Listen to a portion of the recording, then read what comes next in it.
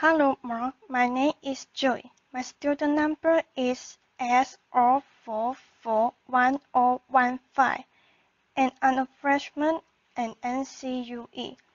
I'm going to deliver the speech titled What I Learned as a Kid in Jail. We need to change the culture in our jail and prison, especially for young inmates. New York State is one of only two in the U.S. that automatically arrest and try 16 to 17 years old as adults. This culture of violence takes these young people and put them in a hostile environment, and the correctional officer pretty much allow any and everything to go on. There's not really much for these young people to do to actually enhance their talent and actually rehabilitate them. Until we can raise the age of criminal responsibility to 18, we need to focus on changing the daily life of these young people. I know firsthand because before I ever turned 18, I spent approximately 400 days on Rikers Island, and to add to that, I spent almost 300 days in solitary confinement. And let me tell you this, screaming at the top of your lungs all day on your cell door or screaming at the top of your lungs out the window, it gets tiring, since there's not much for you to do while you are in there. You start pacing back and forth in your cell. You start talking to yourself. Your thoughts start running wild, and then your thoughts become your own worst enemy. Jobs are actually supposed to rehabilitate a person, not cause him or her to become more angry, frustrated, and feel more hopeless. Since there is not a discharge plan put in place for these young people, they pretty much re-enter society with nothing, and there's not really much for them to do to keep them from recidivating. But it all starts with the COS. It's very easy for some people to do and this correctional officer as the good guy and the inmate as the bad guys, or vice versa for some. But it's a little more than that. See, those COS are normal, everyday people. They come from the same neighborhood as the population they serve. They are just normal people. They are not robots, and there's nothing special about them. They do pretty much everything anybody else in society does. The male COS want to talk and flirt with the female COS. They play the little high school kid game with each other. They politic with one another, and the female COS gossip to each other. So I spend numerous amount of time with numerous amount of COS, and let me tell you about this one in particular named Moro. One day he put me in between the A and B doors which separate the north and south side of our housing unit. He put me there because I had a physical altercation with another young man in my housing unit, and he felt, since there was a female officer working on the floor, that I violated his shift. So he punched me in my chest. He kind of knocked the wine out of me. I wasn't impulsive. I didn't react right away, because I know this is their house. I had no wings. All he has to do is pull his pin, and better will come immediately. So I just gave him a look in his eye, and I guess he saw the anger and frustration just burning. And he said to me, "Your eyes are going to get you in a lot of trouble, because you are looking like you want to fight." So he commenced to taking off his utility belt. He took out his shirt and his badge, and he said we could fight. So I asked him, "You gonna hold it down?" Now that's a term that commonly used on Rikers Island, meaning that you are not going to say anything to anybody, and you are not going to report it. He said, yeah, I gonna hold it down. You gonna hold it down? I didn't even respond. I just punched him right in his face, and we began fighting right then and there. Toward the end of the fight, he slammed me up against the wall. So while we were tussled up, he said to me, "You good?" as if he got the best of me. But in my mind, I know I got the best of him. So I replied very cocky, "Oh, I'm good. You good?" He said, "Yeah, I'm good. I'm good." We let go. He shook my hand, said he gave me my respect, gave me a cigarette, and sent me on my way.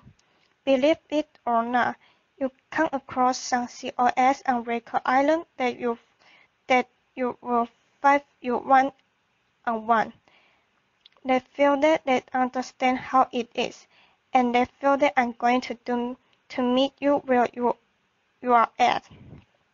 Since this is how you commonly handle your dispute, we can handle it in that manner.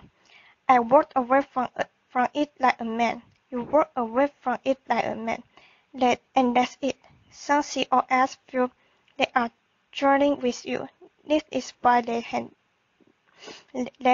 mentality and the attitude, and they go by the concept. In some instances, we are in it together with the COS. However, institutions need to give this correctional officer proper training on how to properly deal with the adolescent population, and they also need to give them proper training on how to deal with the mental health population as well. The COS played a bit better in these young people's life for X amount of time until a disposition is reached on their case. So why not try to mentor these young people while they are there? Why not try to give them some type of insight to make a change?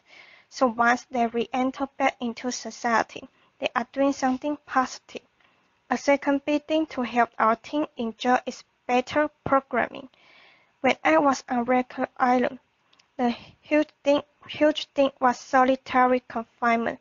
Solitary confinement was originally designed to break a person mentally, physically, and emotionally. That's what it was designed for. The U.S. Attorney General recently released a report stating that they are going to ban solitary confinement in New York State for teens. One thing that kept me sane while I was in solitary confinement was reading.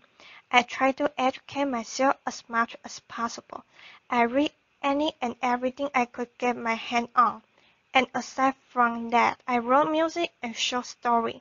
Some programs that I feel would benefit our young people are our therapy program for the kids that are like to draw and hand their talent.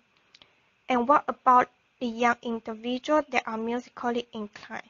How about a music program for them that actually teach them how to write and make music? Just adore. When adolescents come to Record Island, C74 RNDC is the building they are housed in. That's nicknamed Glendale School, because you have a young individual coming in from the street thinking they are tough, being surrounded by a bunch of other young individuals from all of the 5 boroughs, and everybody feels that they are tough. So now you have a bunch of young gentlemen poking their chests out, feeling that I have to prove I'm equally as tough as you, and I'm tougher than you, and you. But let's be honest, that culture is very dangerous and damaging to our young people. We need to help institutions and its team realize that they don't have to lead the previous style that they did when they were on the street. They can actually make a change. It's sad to report that while I was in prison, I used to hear dudes talking about when they get released from prison, what type of crime they are going to commit when they get back in the street. The conversation used to sound something like this. Oh, when I hit the street, My brother got this connection for this, that and the third. Or my man over here got this connection for the low price. Let's exchange information, and when we hit the town, we are going to do it real big. I used to hear this conversation and think to myself, wow, these dudes are really talking about going back in the street and committing future crime. So I came up with a name for that. I called it a go back to jail quick scheme, because really, how long is that going to last? You get a retirement plan with that, nice little pension, 401k, 403b, you get health insurance, dental. But I will tell you this, being in jail and being in prison, I came across some of the most intelligent, brilliant, and talented people that I would ever met. I seen individuals take a photo shoot bed and turn it into most beautiful picture frame. I have seen individuals take the stash soap that's provided for free and turn it into the most beautiful sculpture that would make Michelangelo look like a kindergartner made it. At the age of 21, I was in a maximum security prison called Elmira Correctional Facility. I just came out the way straight from working out, and I saw an elder gentleman that I knew standing in the middle of the yard just looking up at the sky. Mind you, this older gentleman was serving a 33 and a third to life sentence, in which he already had served 20 years of the sentence. So I walked up to him and I said, "Oh, G, what's going on, man? You good?" He looked at me and he said, "Yes, I'm good, young blood." I lied. "So what are you looking up in the sky for, man? What's so fascinating up there?" He said, "You look up and you tell me what you see." "Cloud," he said. "Alright, what else do you see?" At the time, it was a plane passing by. I said, "Alright, I see an airplane." He said, "Exactly, and what's on that plane?" And exactly, what's on that airplane? People? Exactly. Now where's that plane and those people going? I don't know. You know? Please let me know if you do. Then let me get some lottery numbers. He said, "You are missing the big picture, young blood. The plane with those people is going somewhere. While we are here stuck, the big picture is this. The plane with those people going somewhere. This light passing up by wild wind behind this world. Stuck." Ever since that day, it sparked something in my mind and made me know I had to make a change. Growing up, I was always a good, smart kid. Some people would say I was a little too smart for my own good. I had dreamed of becoming an architect or an archaeologist. Currently, I'm working in the Fortune Society, which is a re-entry program, and I work with people as a case manager that are at high risk for recidivism. So I connect them with the service that they need once they are released from jail and prison so they can make a positive transition back into society. If I was to see my 50-year-old self today, I would sit down and talk to him and try to educate him, and I would let him know, "Listen, this is me and you. This is us. We are one. Everything that you are about to do, I know what you are gonna do before you do it because I already did it." And I would encourage him not to hang out with X, Y, and Z people. I would tell him not to be in such place. I would tell him, "Keep you behind school, man, because they're where you need to be, because they're what's going to get you somewhere in life." It is the message that we should be sharing with our young men and young women. We shouldn't be treating them as adults and putting them in the cultures of violence that are nearly impossible for them to escape. Thank you.